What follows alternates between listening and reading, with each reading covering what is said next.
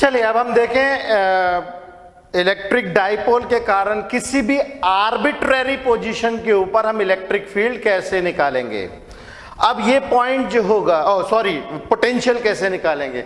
अब ये जो पॉइंट होगा ना तो इक्वेटोरियल एक्सिस पे होगा, ना इक्वेटोरियल एक्सिस पे होगा, ना तो डाइपोल एक्सिस पे होगा। ये पॉइंट हम कहीं भी मान लेते हैं। से मैं ये पॉइंट P जो है यहां मान लेता हूं। इस पॉइंट P को जो है मैंने यहां पे मान लिया है, कहीं भी ऐसी लोकेशन पे जहां पे ना इक्वेटोरियल एक्सिस हो ना डाइपोल एक्सिस हो। मान लो ये पॉइंट है हमारा P और इस पॉइंट P की पोजीशन ओरिजिन के रिस्पेक्ट में, ये हमारे पास में A है, ये है B और ओरिजिन के रिस्पेक्ट में मान लो मैंने ये R की दूरी के ऊपर मैंने एक पॉइंट ले लिया P। ये एक ऐसा पॉइंट है ना जो कि ना तो एक्सिस के ऊपर है डाइपोल एक्सिस पे, ना तो इक्वेटोरियल एक्सिस के ऊपर है। अच्छा, इस डेरिवेशन में हमें ये बहुत अच्छे से पता है कि जो इलेक्ट्रिक डाइपोल मोमेंट होता है उसका डायरेक्शन होता है माइनस से प्लस की तरफ। इलेक्ट्रिक डाइपोल मोमेंट जो होता है वो माइनस से प्लस की तरफ होता है। और इसका जो पोजीशन वेक्टर है हम लोग देख सकते हैं, पोजीशन वेक्टर P के ऊपर है। तो पोजीशन वेक्टर और P के बीच में जो भी एंगल बन रहा है ये एंगल मान लेते हैं हम थीटा। ओके, अब मुझे क्या पता होगा, मुझे पता होगा चार्ज, ईदर चार्ज और ये R। तो पोटेंशियल जो P पे यदि निकालना हो तो पोटेंशियल P के ऊपर निकालने के लिए potential due to A plus potential due to B, और पोटेंशियल ड्यू टू A कितना होगा 1/4 pi epsilon naught Q upon, अब A से दूरी कितनी है तो ये तो दी हुई नहीं है हमें, तो हम लोग क्या कर लेते हैं, इस दूरी को अपन मान लेते हैं R1। इस दूरी को मान लेता हूं मैं R1, और P से B की जो दूरी है इसको अपन मान लेते हैं R2।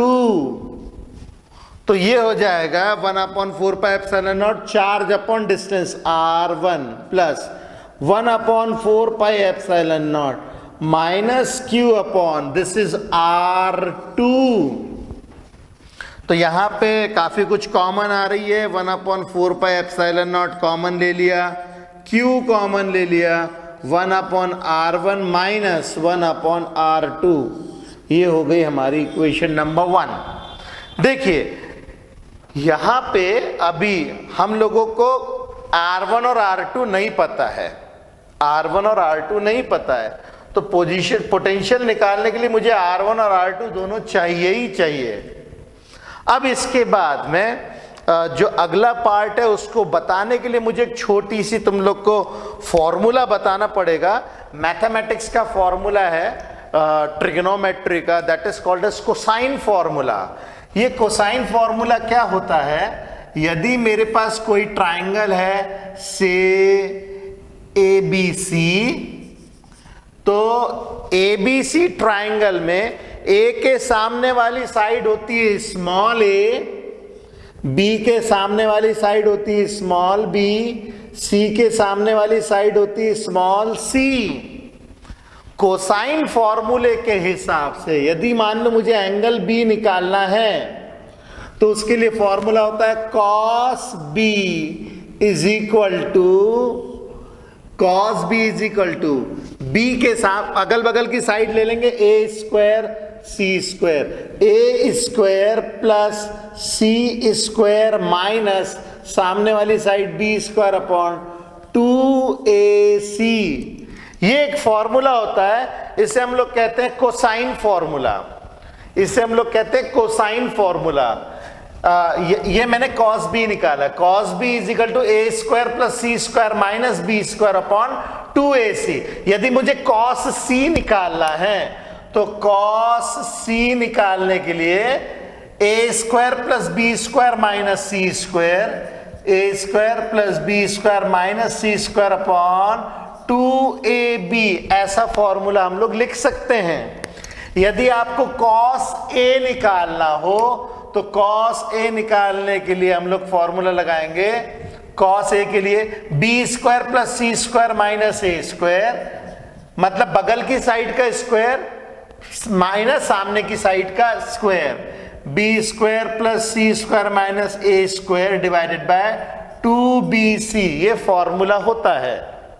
ओके, तो अब मैं यहां पे मैं कोसाइन फॉर्मूला लगाऊंगा, ट्रायंगल OAP में। इन ट्रायंगल OAP मेरे पास एंगल है थीटा यहां, तो cos थीटा। अब आप ये वाले ट्रायंगल को यदि फोकस करोगे, कौन सा OAP, तो cos theta will be equal to इसके बगल के ट्रायंगल की साइड्स, मतलब जैसे ये साइड है A और ये साइड है R और ये है R1, तो हम लोग लिख सकते हैं cos थीटा बराबर A square plus R square minus R1 square upon 2 times AR, ऐसा हम लिख सकते हैं। अच्छा, हम ये सारी चीजें कर इसीलिए रहे हैं क्योंकि हमें यहाँ पे R1 और R2 नहीं पता है, हमें R1 और R2 की ही वैल्यू निकालनी है, इसीलिए हम इसको निकालने के लिए फाइट कर रहे हैं। तो हमें मिलेगा 2AR cos थीटा बराबर A square plus R square minus R1 square, तो R1 स्क्वायर आ जाएगा A square plus R square minus 2AR cos theta. Okay, अच्छा, अब मुझे निकालना है R1 अपॉन R1, ठीक है। तो मैं क्या करता हूं, यहां से R1 square is equal to, यहां से मैं ले लेता हूं कॉमन R स्क्वायर, तो ये हो जाएगा A square upon R square minus 1 minus 2AR cos theta, 2AR cos theta divided by R square.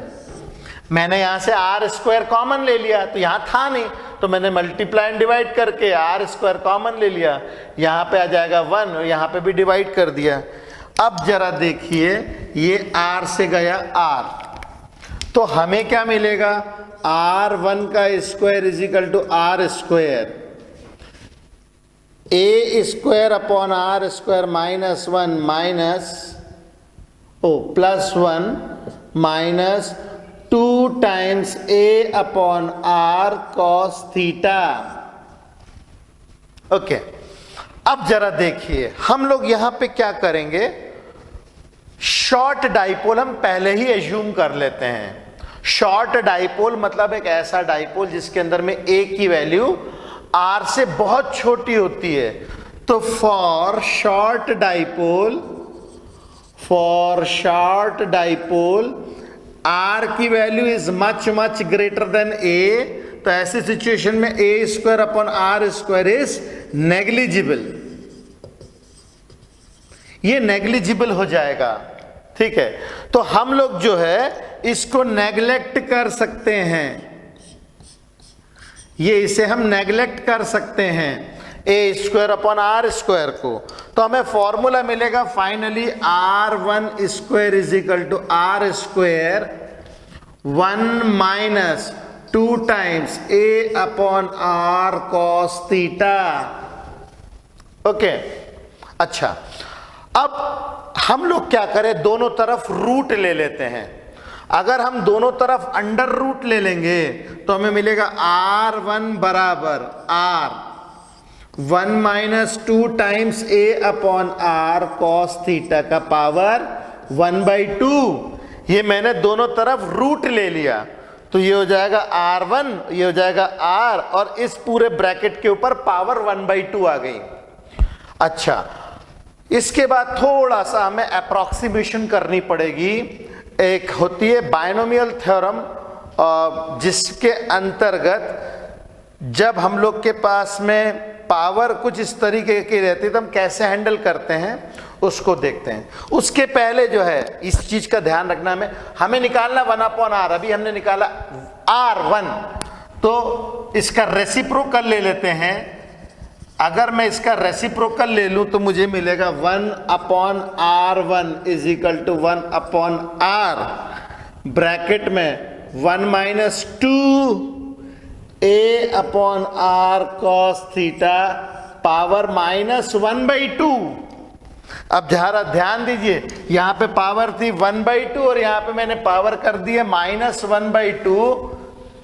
यहां पे मैंने जो पावर कर दी है -1/2, मतलब रेसिप्रोकल मैंने ले लिया, इसमें मैंने रेसिप्रोकल ले लिया है। ठीक है, अब मैं लगाता हूं बाइनोमियल थ्योरम। तो बाइनोमियल थ्योरम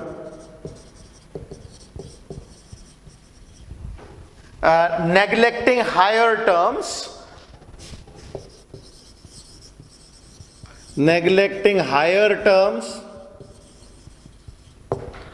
इसमें बाइनोमियल थ्योरम जो होती है वो होती है 1 प्लस एन एक्स का पावर 1 प्लस एक्स का पावर या a प्लस बी का power n is equal to 1 plus a plus n times b। देखिए, ये हम लोगों ने 11th क्लास में पढ़ा नहीं है। अगर आपको नहीं भी समझ में आता तो कोई दिक्कत नहीं है, बस आप इतना समझिए कि इस पावर को हम सामने ऐसे गिरा देते हैं, पावर को हम सामने गिरा देते हैं। हायर टर्म्स को नेग्लेक्ट करेंगे तो जब हम हायर टर्म्स को नेग्लेक्ट कर देंगे तो ये पावर जो है सामने गिर जाएगी। सिमिलरली यदि मैं इसके ऊपर बाइनोमियल थ्योरम अप्लाई करूं तो ये मिलेगा 1/r1 is equal to 1/r 1 minus ये पावर जो है यहाँ पे सामने आकर के गिर जाएगी। बाइनोमियल थ्योरम की अप्रोक्सीमेशन है, ये थोड़ा सा ध्यान में रखना पड़ेगा। तो ये हो जाएगा -1/2 मैंने नीचे गिराया, power 2 times a/r cos theta, और ये 2 से 2 जाएगा, माइनस माइनस इसको प्लस कर देगा, 1/r1 is equal to 1/r 1 plus a/r cos theta हमें मिलेगा। ये मेरे पास आ गया 1/r1 आ गया। इसको मैं सेकंड इक्वेशन लेता हूं। अब जिस प्रकार मैंने ट्रायंगल OAP लिया था, अब मैं लेता हूं OBP। OBP में अगर ये एंगल थीटा है तो ये वाला जो एंगल होगा वो होगा 180 डिग्री माइनस थीटा के बराबर। तो अब मैं लेता हूं इन ट्रायंगल OBP,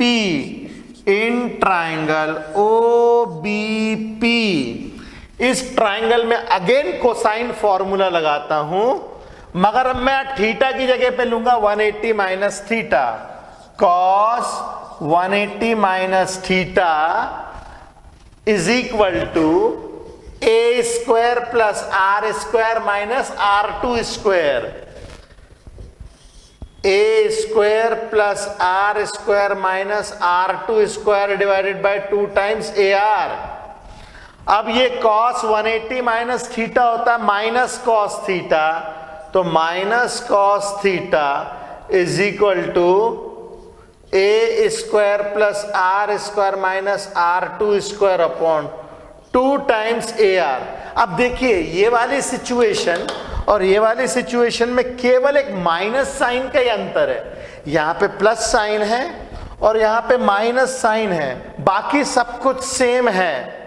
तो हम ये दोबारा से इतना सॉल्व नहीं करेंगे। ये दोबारा से इतना सॉल्व करने की बजाय हम लोग ऐसा लिख सकते हैं, solving and we will get similar result. तो क्या मिलेगा हमें, जैसे यहां पे जो मिला था बस सब कुछ ऐसे ही मिलेगा। 1/r1 के लिए जैसे निकाला था सब कुछ वैसे ही निकलेगा, बस यहां पे हमें cos थीटा के सामने माइनस मिल जाएगा। तो 1/r2 is equal to 1/r 1 minus a upon r cos theta, ये हमारी आ गई थर्ड इक्वेशन। देखिए हम दोबारा से इतना पूरा सॉल्व नहीं कर सकते, सेम टू सेम वही सारे अप्रोक्सीमेशन, हमें शॉर्ट डाइपोल ही लेना है, रेसिप्रोकल ही लेना है, बाइनोमियल थ्योरम ही लगानी है, सब चीजें वैसी होंगी। बस ये यहाँ पे माइनस आएगा तो यहाँ पे आएगा, तो यहाँ पे प्लस आएगा, हर जगह पे यहाँ तक प्लस आएगा, और जब पावर नीचे उतरेगी तो यहाँ पे माइनस आ जाएगा, सब कुछ सेम है। अब मैं क्या करता हूँ, सेकंड और थर्ड इक्वेशन को फर्स्ट में पुट कर देता हूँ। Put second and third equation in first, तो अपने को क्या मिलेगा देखें जरा, v is equal to 1/4 pi epsilon naught q। अच्छा, 1/r1 की जगह हम क्या लिखेंगे, ये लिखेंगे 1/r bracket 1 plus a upon r cos theta minus, और r2 की 1/r2 की जगह लिखेंगे 1/r 1 minus a upon r cos theta, इस तरीके से।